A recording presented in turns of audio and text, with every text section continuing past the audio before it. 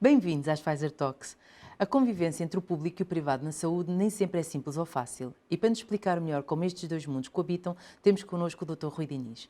Licenciado em Economia pela Universidade Católica Portuguesa, o Dr. Rui é presidente da Comissão Executiva da CUF, tendo já desempenhado papéis de liderança na Brisa e na EFASEC. Bem-vindo, Dr. Rui. É um gosto tê-lo connosco. Para quem é totalmente leigo neste tema, qual é o modus operandi na relação entre o Estado com os agentes privados na saúde? Em primeiro lugar, é preciso explicar que o Ministério da Saúde, ou o Estado, mas o Ministério da Saúde em concreto, tem diferentes papéis. E nisso é algo diferente de outros ministérios e de outras áreas de intervenção do Estado. Por um lado, é legislador. Por outro lado, é regulador, entidade reguladora da saúde. Tem também um papel de financiador e, finalmente, tem uma expressão muito significativa enquanto prestador.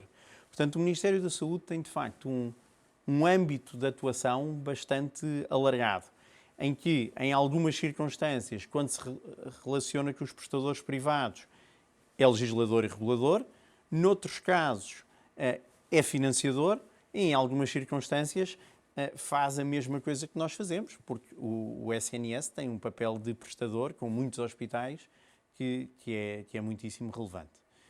Dito isto, a nossa relação com o Estado é normal e, eu costumo dizer, construtiva, procurando convergir naquilo que é essencial, que é tratarmos da saúde dos portugueses.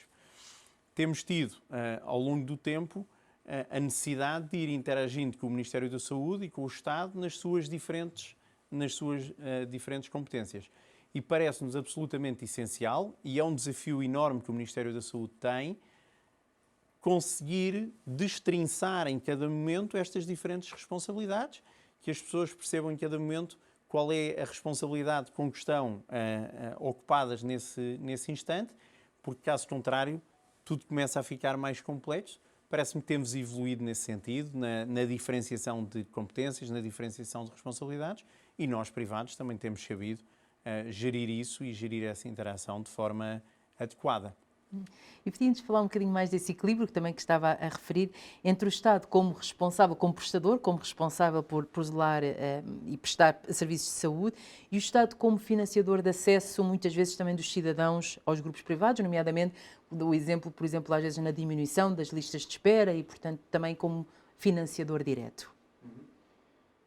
Na minha perspectiva, a responsabilidade primária do Estado na área da saúde é garantir em cada momento que os portugueses têm acesso aos melhores cuidados de saúde possíveis a um custo adequado. Isso parece ser a responsabilidade fundamental e uma responsabilidade em que o Estado tem claramente uma liderança enorme.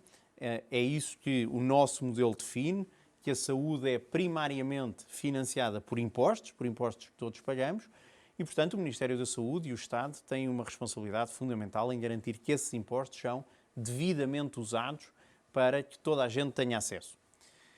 Depois há uma questão manifestamente diferente, que é como é que se garante que esses cuidados de saúde são prestados. Mas, na minha perspectiva, isso é uma questão já subsidiária, porque na primeira, do ponto de vista do modelo, há uma decisão muito clara da sociedade de que os impostos serão a principal fonte de financiamento. Não tinha de ser assim, mas em Portugal foi a decisão que tomámos enquanto comunidade e é assim que o modelo está fundamentalmente financiado. Do ponto de vista da prestação, já é algo diferente. E aí o Estado decidiu ter um papel muito importante também na prestação, mas não tinha de ser assim. Os hospitais privados ou a saúde privada, porque há outros operadores que não têm necessariamente de ser hospitais, já hoje representam mais de 30% de todos os cuidados de saúde que são prestados em Portugal, e isso tem vindo a sofrer um crescimento muito importante. Penso que o Estado tem que ser muito equidistante e não ter aqui nenhum tipo de subsidiação cruzada entre o facto de ser financiador e o facto de ser prestador. O que o Estado é fundamental que faça é garantir que, na sua relação com os prestadores privados, paga o que é justo, o que é devido, para que esses prestadores privados também possam contribuir para prestar cuidados de saúde de qualidade à população. Portanto, eu acho que é possível, é exigente, necessita que em cada momento o Estado perceba o seu papel de financiador diferente do seu papel de prestador e não tentar influenciar uma coisa com a outra, tomar as decisões corretas em cada uma dessas responsabilidades, mas tem sido possível e o Estado desempenha um papel importante, quer num caso, quer noutro. Muito bem. Falamos então agora um bocadinho dos seguros de saúde. Pensa que os seguros são o único ou o principal modelo de financiamento para o acesso dos cidadãos aos operadores privados?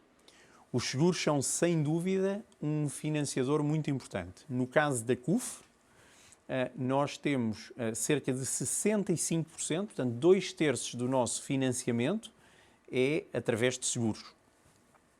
E os seguros de saúde têm registado um crescimento muito significativo. Para ter uma ideia, ainda no ano 2020, no meio de um contexto particularmente difícil, o número de pessoas com seguro de saúde cresceu 10%. Porque as pessoas hoje têm uma enorme centralidade da saúde na sua vida. Todos nós temos na saúde uma das nossas prioridades e ter acesso aos seguros de saúde como uma alternativa, uma complementaridade à cobertura principal que é dada pelo Serviço Nacional de Saúde é algo que as pessoas valorizam cada vez mais. E nesse sentido os seguros de saúde têm vindo a crescer com uma enorme significância.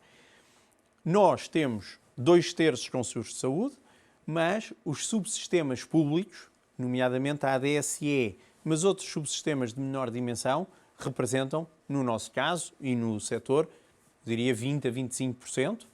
E depois temos ainda seguradoras internacionais e temos ainda financiamento do Estado diretamente, sem ser via seguros de saúde. Por exemplo, o SIGIC, que é o Sistema de Gestão de Listas de Espera, falámos há bocadinho, é um sistema muito importante, já posso falar um bocadinho mais sobre isso.